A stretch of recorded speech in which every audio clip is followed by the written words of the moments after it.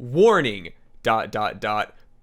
Delivery driver drives a car with a pair of female dirty underwear hanging from license plate, dot, dot, dot, dot. All caps. Would you want him to deliver your pizza? As for me, hell no. She just doesn't get the culture, dog. What's up, fellow music enjoyers? It's me, fellow music enjoyer. You can tell by my Nirvana shirt. I recently talked and had an interview with Mittens, a producer, DJ, and anime enthusiast. We talked about a lot of things. We talked about production. We talked about lo-fi. We talked about DJing at expos and in virtual events. We talked about movies. We talked about video games. We talked about Google reviews for pizza places that have drivers that have underwear hanging off the back of their car while driving. It's a lot. But Mittens is great. We had a really fun discussion, and I hope that you all enjoy the interview as much as I do. Let's go. I feel you. But thanks so much for doing this. I really appreciate it. I've actually been on the Mittens train for about 5 years, 4 or 5 years. Oh, sure. Thanks for listening, fam. Of course.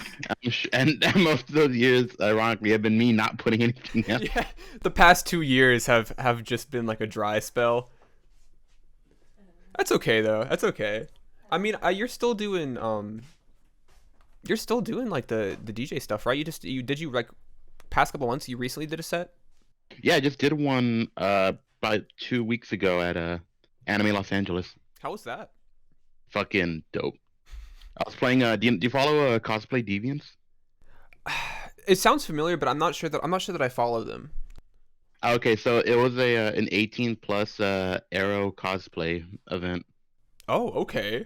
That sounds like a really fun place to DJ. Yeah, so like there was dancers and cosplay on stage and all that shit. And people fucking it's one of the environments where everyone's throwing cash to the dancers on stage too. So they're throwing cash up on stage to like the Yeah. cosplayers and the dancers, and in the midst of all of this, you have your equipment set up, just bumping like city pop. Nah, fucking that night for more of like the dancer environment, since like you have to make sure they have shit to dance to. With a lot of bass house music. Oh, okay, Uh, okay. fuck. I always like to end my sets with like something that is not match the vibe at all. So I ended it with oh fuck, I ended it with a with DJ Surreal's fucking Berserk track. Have you heard that one? Shit, I don't know if I have. But I'll link you. It's essentially, fucking yeah, it's send good. me a link to. Essentially, you just threw him a curveball. Yeah, that's the best part. Like the last one I did, I made sure to end the set with Jackal Queenston's remix of Another Winter. Nice, nice. I was just like love ending with like breakcore, fucking jungle, or happy hardcore and shit like that. Just going all over the place with it. It's fun. That's like throwing in the curveballs every once in a while is the best shit. Yeah, I've noticed in a lot of DJ sets that I've seen, because I'm not exactly like entirely educated on the art of DJing, but I have seen a lot of sets at like festivals and like smaller shows and expos and stuff like that, and I feel like a lot of it, and correct me if I'm wrong here, but I feel like a lot of it tends to be like sort of having a pre-made set, but also kind of reading the room. Yeah. Like how do So you like how do you know like how to set that tone and vibe?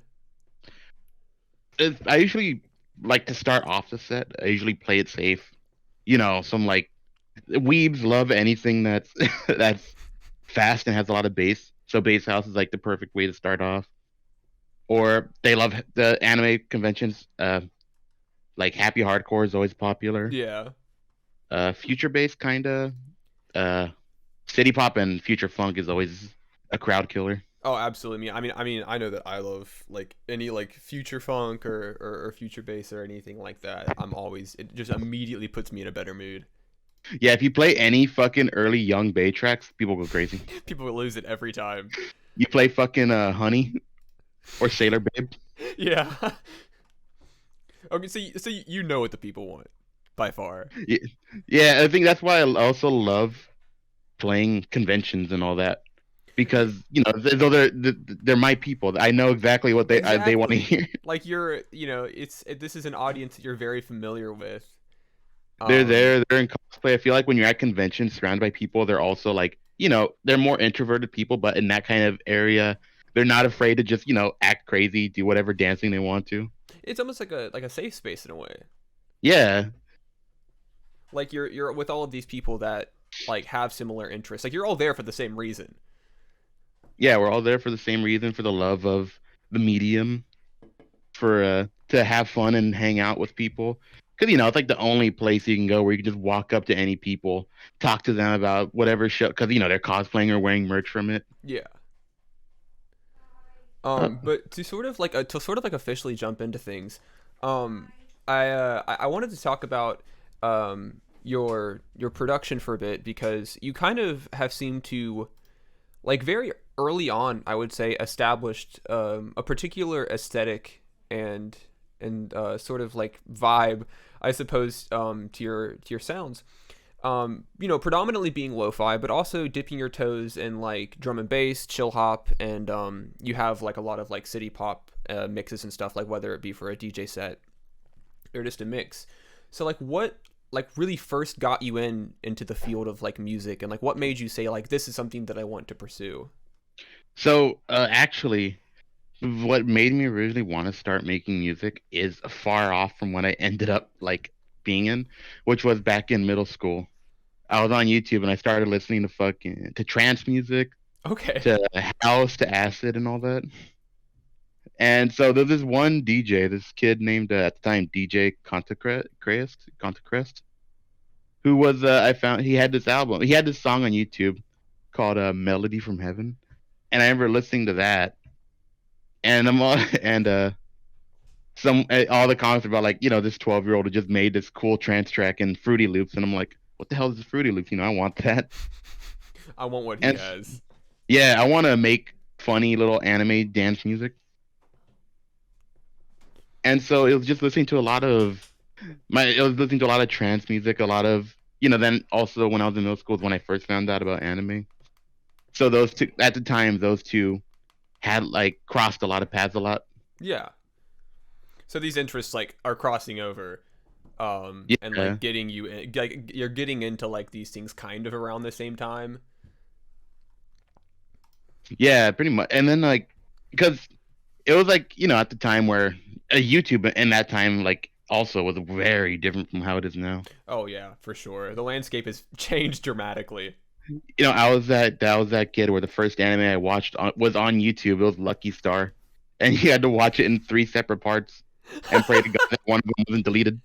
I remember going on YouTube, like maybe like super early 2010s, and like you said, like watching parts of shows like like part 3 out of 16 on some random channel.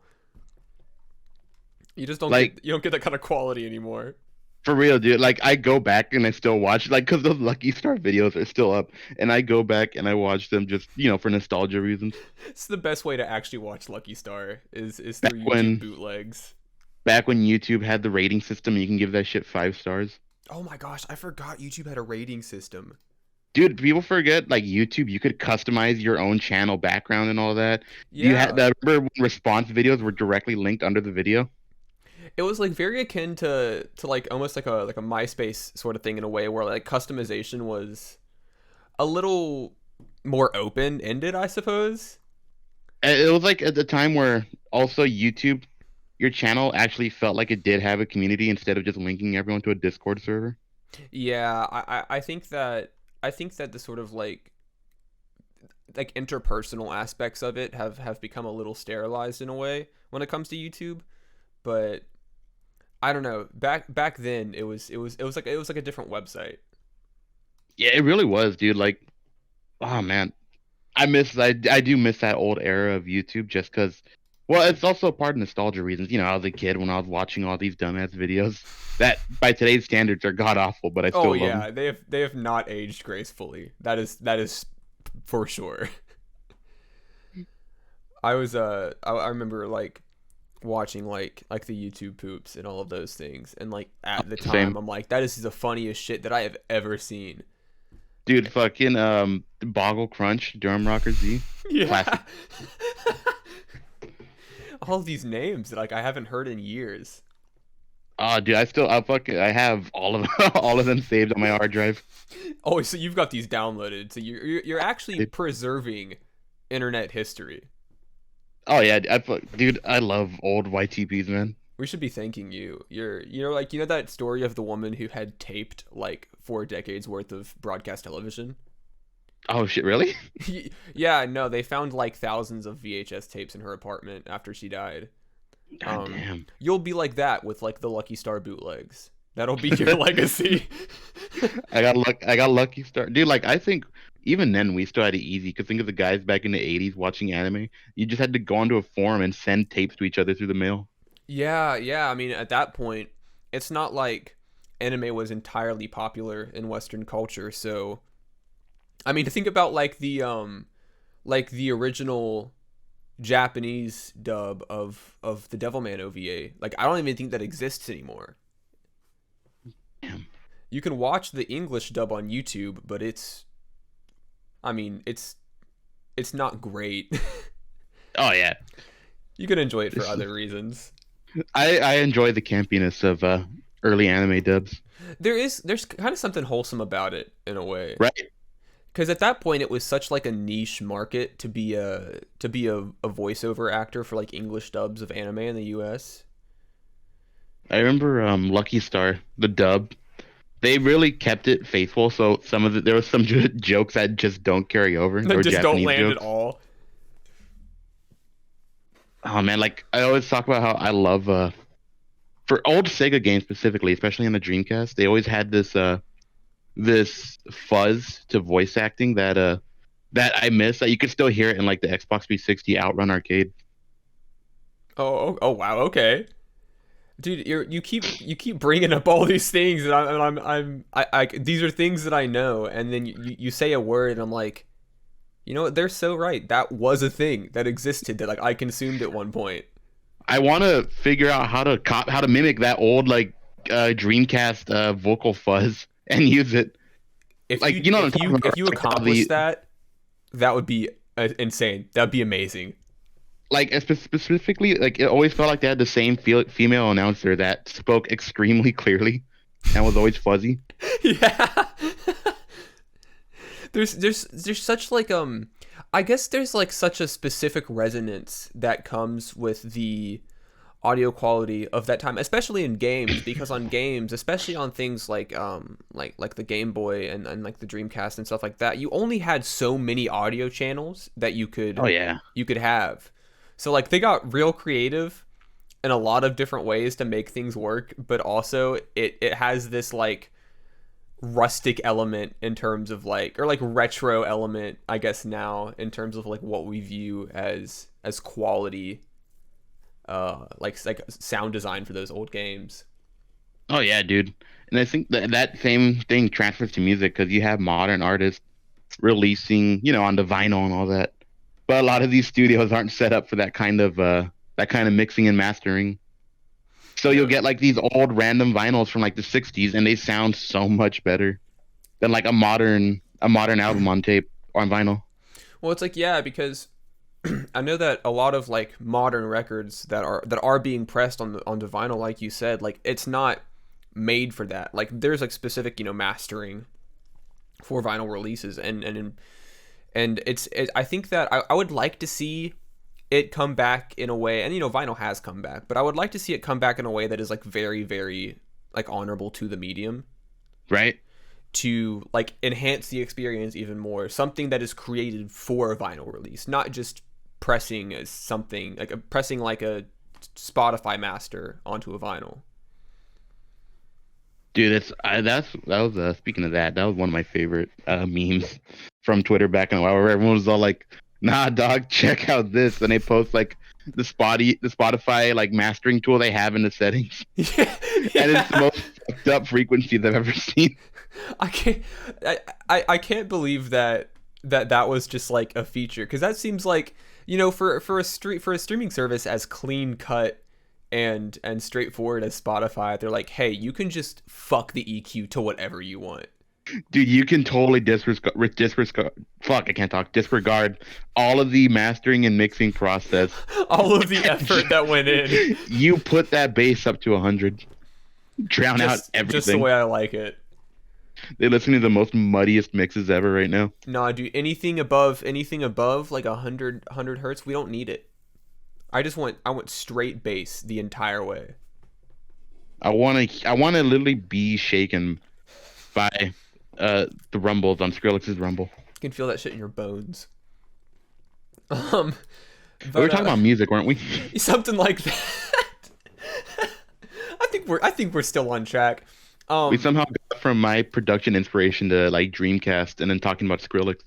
listen, that's in my mind. That's the perfect discussion. We're really letting those topics fly. But in terms of, on the topic of inspirations, I know that you said that early on it wasn't even really the lo-fi sound that got you into music creation, but like some DJs and some like Some old school another. Tiesto dog. Yeah, yeah. So, but when it comes to lo-fi, which seems to be the predominant genre on like your Spotify and your SoundCloud page, like what were those like initial lo-fi artists that? And I'm gonna butcher this name, but like I know you listen to Nujabes a lot. I As did. I got the Hideout Productions tattoo. Oh, really? Yeah. Hell yeah! But him and among others, like what artists really drove you to like the creation of lo-fi and drove you to that aesthetic? So living, in LA, of course, like when it came to hip hop, I listened to, the classics, Tupac, Yeah. NWA, all those guys. It wasn't until I was in high school, and oh my God, which track was it? Uh, my friend was showing me Nujabes through. A lot of people, their first one is Aurorian Dance. There you go. It was a track off of the Samurai Champloo soundtrack, Dead Season. Oh, that's an amazing soundtrack. It really is, dude. Oh my God, every track, any track that is on the album from Nujabes to Fat John, Force of Nature, all good. Oh, they're fantastic, I think that sound like was so pivotal for that genre in Oh terms yeah, of what people wanted to mimic, what inspired people, and like it kind of set a precedent for like how like sampling and melodies and percussion should be done, or not should be done, but like a good way to do it essentially. yeah. Nujabes had a great way where he didn't like even alter the sample that much. He just had fucking amazing selection. Yeah, and I think that just goes to show like the talent and the like ingenuity of his music, because sometimes samples will be flipped so much that they kind of like bear little semblance to the original sound. Oh But yeah, I think the ability to take a sample like that, not really alter it a whole lot, but still make it feel fresh and new is incredibly impressive. yeah. Like that's why I fucking love sampling. I love the art form behind it. All the different, like you can give like five producers the same sample, and they can all come with something wildly different. Like that one dude. Oh man, what's that? What's the YouTuber? Oh, I know who you're talking about. I don't know the name, but I know who you're talking about. Like it's the series where everyone gets the same sample. Yeah, I, Andrew Wong. That's it. yeah, yeah, yeah, yeah. Or the Wang. I'm totally butchering his last name, It's okay. and I apologize. But sampling is heavily used, especially in lo-fi. It tends to be a pretty popular mainstay in the genre. But you also, I don't know how much of it you've incorporated it into official releases, but you also play piano as well, don't you? A little bit, yeah. I need to actually get back on that. I haven't practiced in like a year. No, I feel you. I started playing piano when I was in eighth grade, and I don't think that I've learned anything new in like 2 years. It's it really just be like that, doesn't it? I just keep playing Unravel on repeat, and I'm like, this is the one song that I've memorized by heart and haven't lost it in the years since. So I sit down at a piano, I play Unravel, and I bow, and I'm like, that's all I can do. Yeah, dude. I do like I don't play that much right now. I absolutely adore the piano. Well, on your YouTube, you have that wonderful performance of "Someday My Prince Will Come." Oh, thank you. Yeah, that one is a extremely important song to me. It's like it's one of the first like real pieces that hooked me into jazz music and all Mhm. that. and so it was always going to just hold a special place in my heart. Yeah, yeah, for sure. And I mean, it's a gorgeous song. Like even like outside of context, it's wonderful and it's great to listen to. Um, and you've done production, so you've been producing for like give or take like what would you say like 7, 8 years maybe? Let's see, it's 2023. Yeah, I think about like 8 or 9 years. Okay. And over the course of that time, your production has kind of been, in some cases you have collaborated with people, and in some cases it's sort of been like honorably borrowed in a way for vocalists to work on them, because I think that your songs more than enough stand on their own as instrumentals, as just instrumental songs. But with a lot of them, some people have taken it upon themselves to record vocals on them, to expand upon them in their own way. And you've had production for artists like D-Real, Shiki, and then you have the song with Atlas and Buddha and Athena. So how do you feel about like doing work either directly with vocal artists or having people use your beats that you've never even met to make songs on them? Oh, dude, I fucking love working with vocalists. Like my boy D-Real, I love that dude. I there's so many tracks that I want to get him on eventually. Like I straight up I do want to do a whole either EP or an LP with him. That would be sick because I love D-Real's music, and I know that he already has like quite a few songs with your name in that producer credit. Yeah, yeah. Dude's he's like I swear he's like one of my day one supporters. And then The original. Oh, my oh bad. no, no, you're good. Go ahead. The original like people that I met, like, cause SoundCloud is way different now. Like, or like a while ago, it used to actually feel more like a community. Yeah, I agree with that for sure. And like all the first people I met through there were D-Real, uh, Sayun. She makes awesome stuff too. Or she's also her other alias is I always have trouble saying it. Aests. You know what I'm talking about. Hey, yeah, yeah, yeah. Okay. I gotta be real. I've never known how to actually pronounce that right. You've known this person for years. You're like, honestly, I have no idea how to say your name. I say est, ace. Yeah. Anyways, moving on. Yeah. And also Athena. They were all like the first people I linked with on SoundCloud back in the day. Like back when I had like maybe like 100, 200 followers. And same with That Foot Dive. He was the first person I ever collaborated with. Oh, really? What'd you guys do together? It was like when I was still like I was uploading like when I was still learning, and I had no idea what the hell I was doing. And we made this one track, and man, I was not great on it. It's okay. I mean, I have tons of songs in the past where I've been very excited to work with somebody, and then the years go by, and I look back and I'm like, man, I did not do That's my best on that. that's some hot garbage I made, son. Damn, turn it off. Dude, like yeah, like that's the thing where like I have a bunch of unreleased stuff because it's the worst sounding instrumentals I'll ever hear. But you No, just I make it because you're understand. effing around a little bit. Exactly. You do it for the love of it. I mean, on my SoundCloud account, I have over 200 songs uploaded, but more than half of those are private. So, and they will never see the light of day. Oh yeah, So, dude. so I get I get it. Like make some wacky ass like carnival music and then just never release it. Do a living tombstone type beat. Make a FNAF song that never sees the light of day. Oh, hell yeah, dude. Um, so on your account, the first track you have, "Winter Is Here," and then followed up by "Too Easily" and "That Girl," and these super early tracks from like 6 7 years ago, and then the most recent track, "I Can't Sleep" from 2 years ago. How do you think that I suppose your mentality, methodology, or approach to creating music has changed since you first started, or has it changed? Well, I think the thing is I know it's not a good thing to say. Which like the reason why I don't upload as much anymore is I'm in a a better headspace. Yeah. And I always jokingly say that I made better stuff when I was depressed. Because everything you see on my SoundCloud that is all stuff I made when I was probably like in one of the worst spots of my life.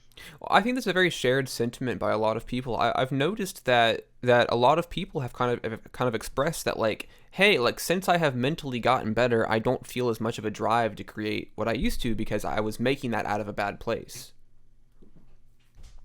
Yeah, that's actually pretty much exactly how it feels. Well, I mean, even if you've kind of moved on from that style of music creation and production due to your better headspace, you're still very much pursuing other creative endeavors. Like we mentioned earlier, you recently DJ'd like at the Expo, and you've done sets in the past, like the EVA April Fool's set. That one was fun.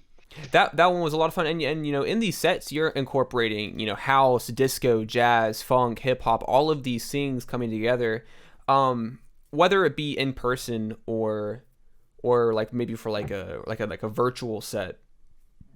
What kind of like who are you gravitating towards, in terms of like I really want to add this.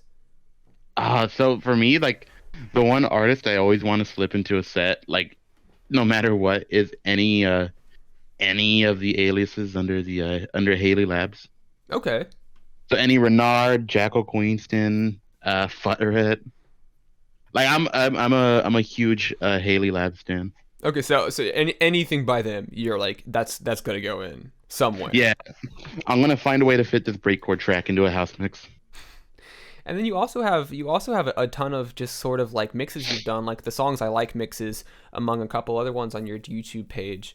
Um, so like when getting these mixes together and putting them up on YouTube, what is I guess this is a sort of a vague question, but what would you say, um are you like trying to maybe accomplish, or what are you trying to get out of making these mixes that I would say are purely just you're just doing it, you're throwing it up, and then you're moving on. A lot of the time, it's straight up just me enjoying. Like I don't get to I when I do DJ, but like I don't get to do it often, so it's me Hmm. just enjoying putting this fun little mix out there for people to listen to. And just it's like just straight like the title says, just music that I enjoy listening to. And if you choose to get a taste of my personal library. Okay, so very casual, but also at the same time, it's like, hey, this is some stuff that, I mean, it's literally called songs I like, so I guess it makes sense. But like, this is stuff that I enjoy and that I want to share with people. Yeah, like like especially like when it's artists that I follow that I feel like I wish they had more of an audience, so I want to throw a lot of them into there.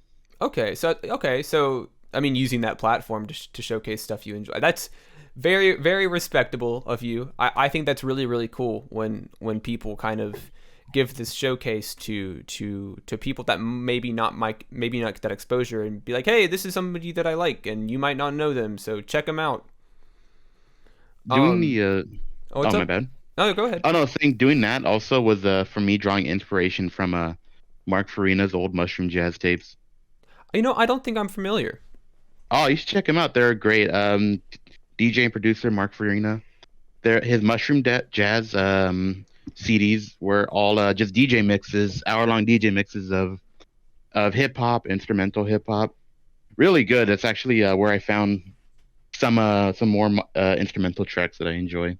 Oh, okay. I definitely will have to check this out. I've been kind of going down this rabbit hole of like jazz, like jazz fusion and jazz a lot, that Ryo Fukuhushi, and is it Fukuhushi? I'm pretty sure it's Fukuhushi. No, Mel, it is Ryo Fukui, not Fukuhushi, Fukui. You're wrong. And Scenery, the jazz fusion album Scenery. Have you heard Ryo Fukuhushi? Yeah, it's a great I, album. I've been trying to find Scenery on vinyl, but if I want the Japanese edition, it's going to cost me like hundreds of dollars, and I'm stubborn and don't want the English print release. I want the Japanese release. So I've been increasingly stubborn about waiting until I find a somewhat affordable Japanese printing of that record. Actually, I was just checking if you're interested in the Mushroom Jazz tapes. Mark Farina actually sells them on his Bandcamp.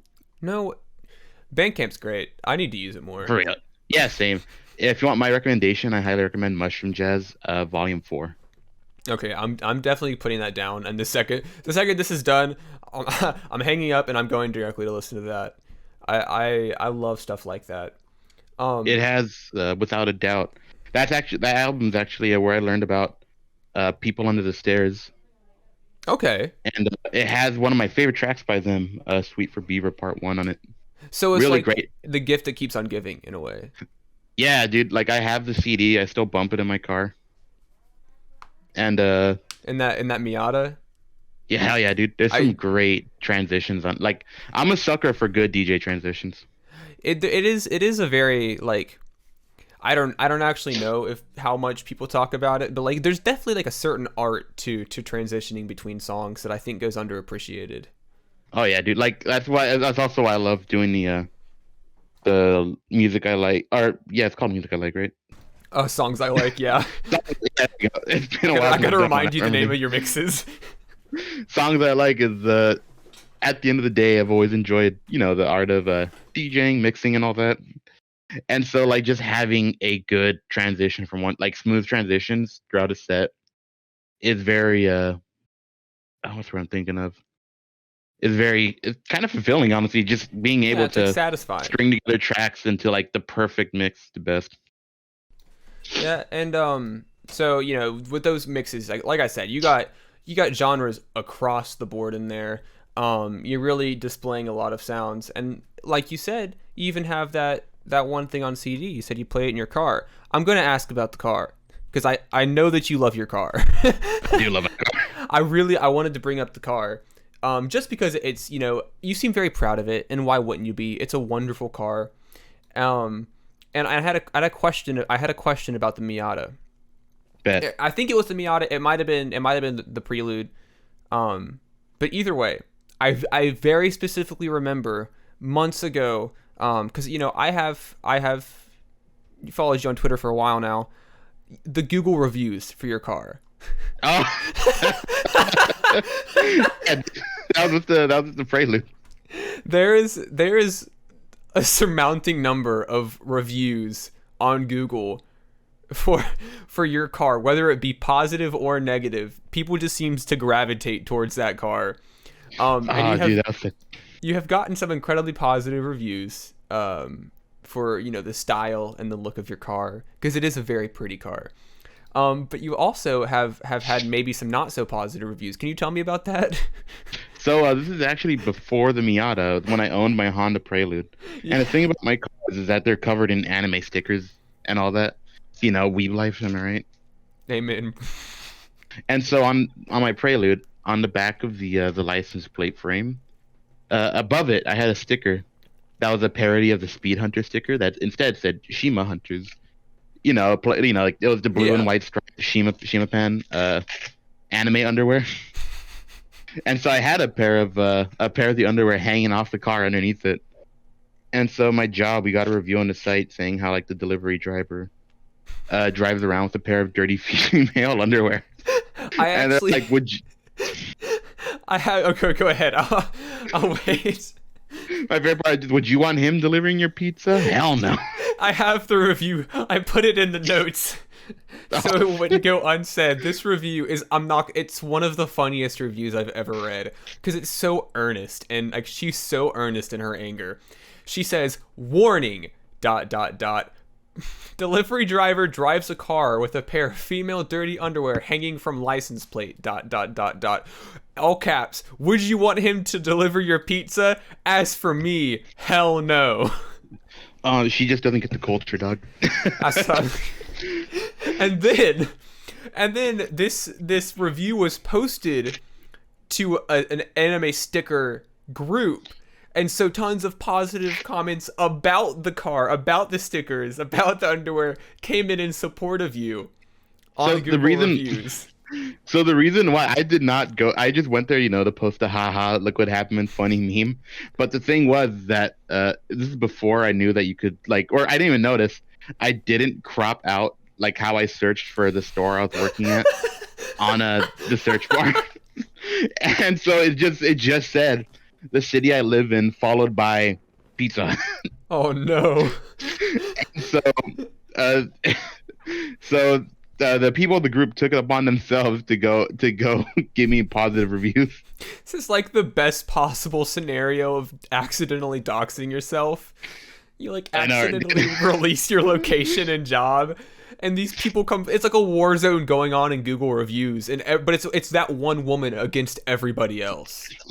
Then I take personal responsibility for getting our restaurant a higher score on Google reviews for that. They should be thanking you. Did they? Did anyone at the restaurant like notice the review? Oh, my boss thought it was hilarious. Okay, so he was cool with it. He was cool with it. Yeah. That's that's the best part. You can't lose. Every like single bad thing that could have come from that review like was a complete net positive. Dude, like, oh my god, yeah, it was so fucking funny. Oh man, me and my friend, we still talk about it. Just like I don't know, like, oh god, it just makes me laugh thinking about it.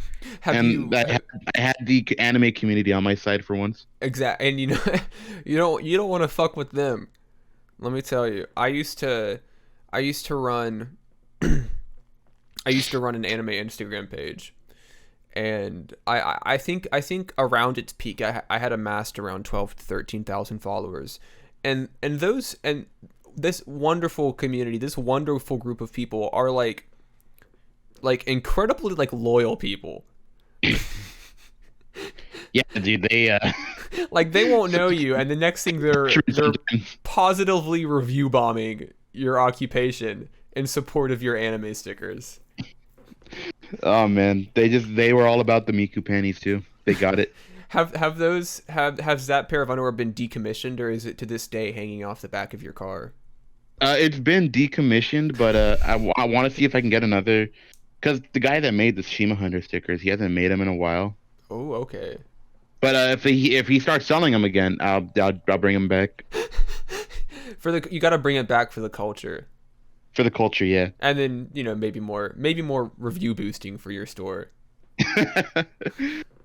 But you got the Miata now, and very very very compact car, but it's got the pop up headlights, right? Oh yeah, dude, the best part. These are so nice. Have you customized that one at all with the anime merchandise?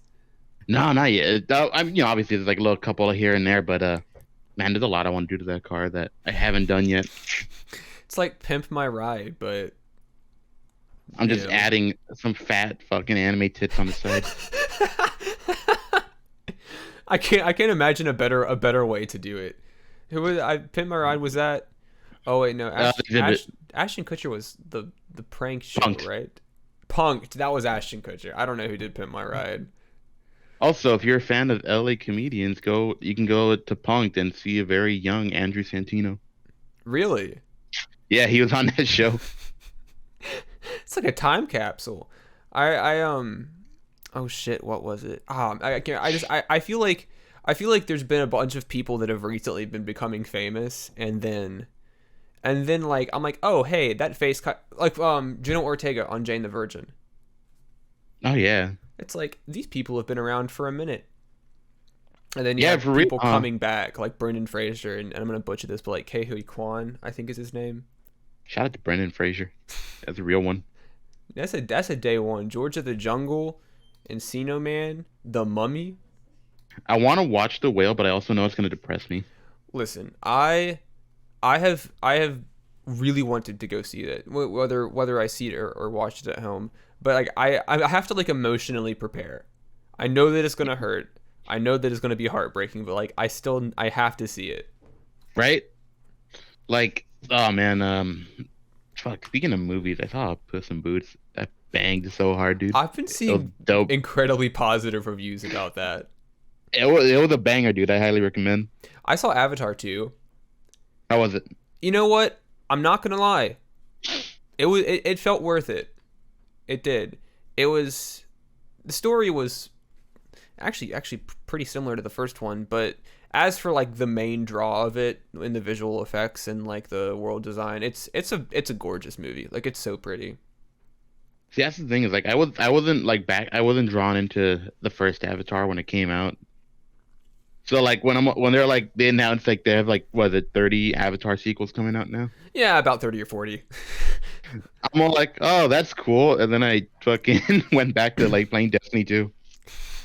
Well, the thing is there's a 14-year gap between the first and the second, but the third one's Is it coming really out. 14 years? Yeah, I think the first one came out in '09. Fuck, But I'm old. God, I know, right? But the third one I think is coming out like next year, so it's not. I don't know if it'll quite have the same impact that the second one did. I hope that one dude. Did you see that guy that has like all the Avatar tattoos and Avatar wrapped truck? I hope he enjoyed it. Yeah, you know what? I think he did. If not, that'd be like horrible. But Right? that He just fucking, waited his whole life. Cameron after that. It'd be horrible. Yeah, I feel like he'd like personally take revenge against James Cameron. I did see the tattoos though, and that was a bit wild. That was wild. Speaking of tattoos, you got any? Yeah, I got 2 right now. I'm going to get more, but goddamn, this is so expensive. That's kind of my issue. I want more, but they're so much money, and it's money that I do not have. Yeah, exactly, dude. Like that's the thing is, after I understand it. Where after you get the first one, you just want to keep getting them. Yeah, it's like I don't know. It becomes like an impulse. Yeah. You got 2. What are you sporting? On my wrist, on my right arm, I have the Hideout Productions logo. Oh yeah, you told me about that earlier. I knew one of them. And then right above, or not above it, but next to it, on my forearm, I have 6 hearts that are colored in to be the pride flag. Hell yeah, awesome. What are we talking about? We talking about music. We talking about We're talking about music, then panties, and Avatar, and James Cameron. the natural progression of things. Are I you hope he's doing good. are you working on anything? I'm serious. I'm a professional interviewer. We're professionals here, dude. I took a year and a half of journalism classes in college, so really I know what I'm doing. You know what here. you're doing. Exactly.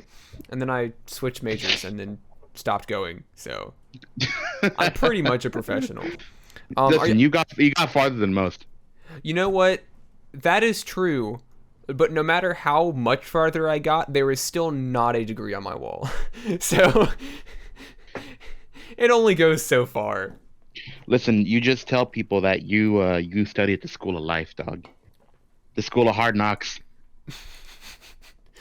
Okay, do you think that I can put that on a resume? That's what every boomer over the age of 50, like their fucking Facebook profile says they went to the School of Hard Knocks. I went to a school of pulling myself up by the bootstraps and You know, everything was handed to them, and they fucked it up. I drank out of the garden hose. And now you and I don't get to retire. I used lead paint.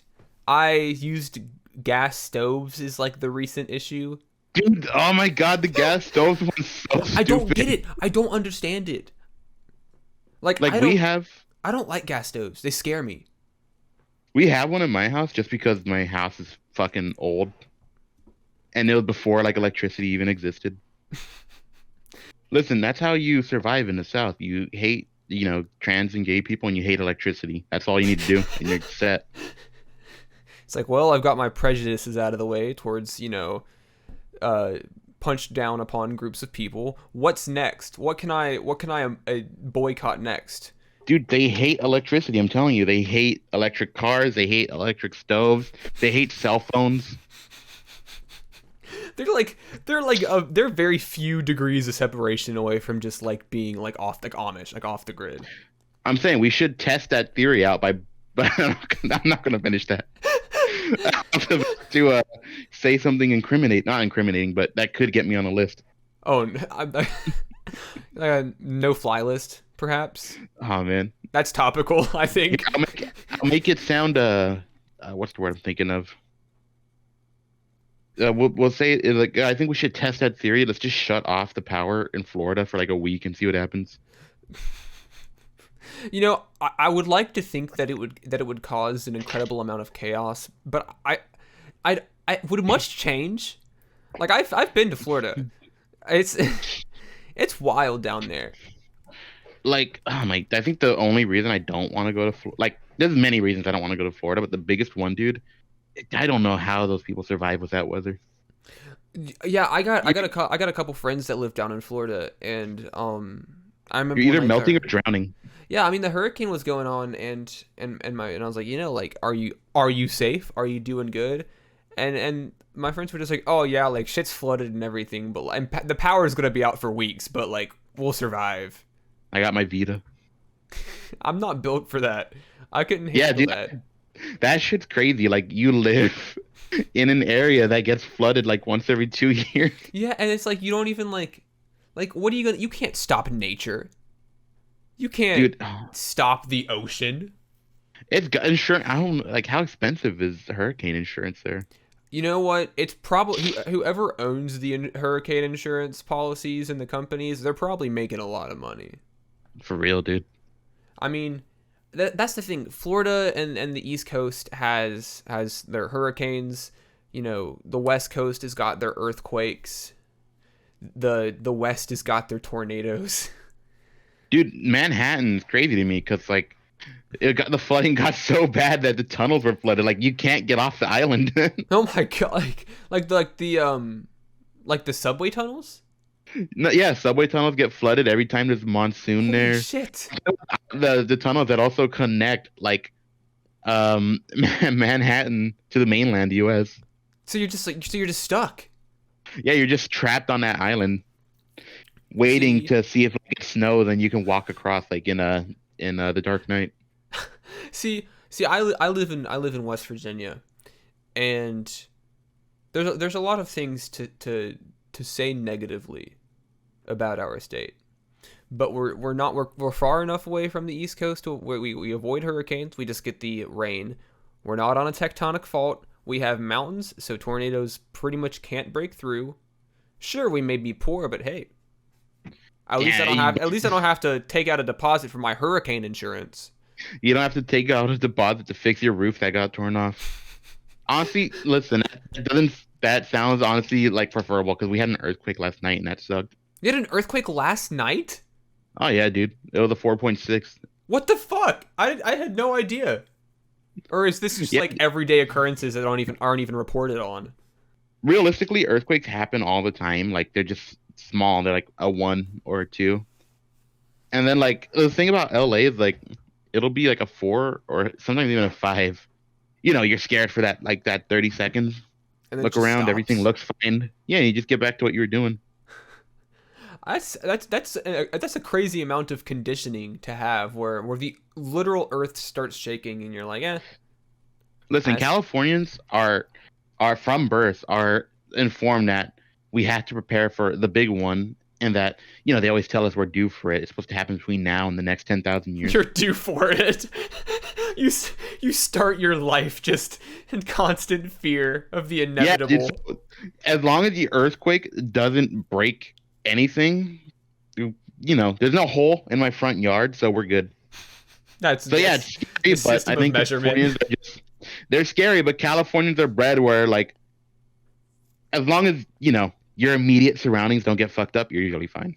Were you born in California? Yeah, I've lived in LA all my life. Oh my gosh, a musician that lives in LA that just has always lived there? Right? You're unheard of. You're a rare species. I'm not trying to shit on anybody. That seems very cynical. No, I feel you, dude. But I think that's the great thing about the internet is that you don't have to waste all your money moving to LA now. That's a good point. I think the sort of like dynamic has shifted a lot to where it doesn't really matter where you live anymore. Because like now you can that's the one good thing about the power of the internet is that you can literally live in the middle of nowhere, but you can set up a successful YouTube channel. I mean, exactly. It's all about I don't know. I think in the modern age, and I think technology, and especially the development and evolution of content creation, has created an environment and a space where anybody that has the means to just upload has the capacity to make something out of it, like make a living out of it, make a name out of it, anything like that.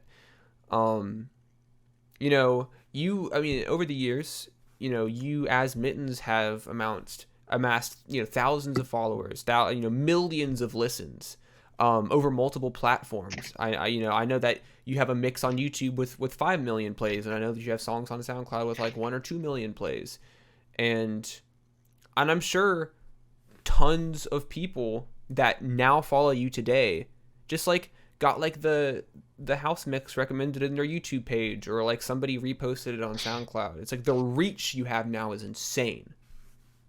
The downside of that being is I haven't released anything in so long, dude. My reach is actually pretty dead. Well, It's I crazy. mean just in terms of like having a presence on the internet. Oh yeah, no, that one I feel you. Do you plan, like, I know that you said that sort of like the outlook on creation and music and stuff like that has changed due to you being in a better place mentally, which congratulations, by the way. I know that is hard. Um do you think that you would have any plans to make anything, and if so, would it be a different approach than you've done before due to your new mindset on things? Oh yeah, definitely. I do plan on I'm trying to start working on more music again. I'm trying to do maybe some less sampling and more original piano work, which is what I'm really interested in doing. That would be great to see. I would love to see that. Like I could tell you right here, like what my eventual dream is I'm just trying to do a simple, small LP of just basic, drums, piano, bass, hip hop, just some hip hop blues. Yeah. Because the end goal of that would be eventually to put a three-piece jazz ensemble together and just perform that album, but with a drummer and a bassist. That would that is such a cool goal. I'm not gonna lie. That sounds amazing. And also, I think it would be really nice to hear some new stuff and a new approach to your music. I think you've had a mainstay in a specific genre for so long in a lot of people's eyes. And I think eventually sort of like making that return with new ideas and fresh ideas, and the three-piece jazz thing would be so cool. I think it'd be really cool to see that expanded upon. Yeah, like there's obviously like I think every you can vouch for this as someone that dabbles in music too. That like you're always gonna have ideas that you want to complete. Like I have so many album ideas that I want to do. It's just getting it out there is the hardest. Oh, Like getting those exactly. ideas out of your brain. Yeah, it's taking abstract emotions and abstract thought, kind of mixing it around in your head and outputting it as something tangible. Yeah, like I like there's some albums that I do want to make like or not albums just EPs, like maybe 3 or 4 tracks. Yeah. Like I want to do one for house music. That's a big one for me. I love house music.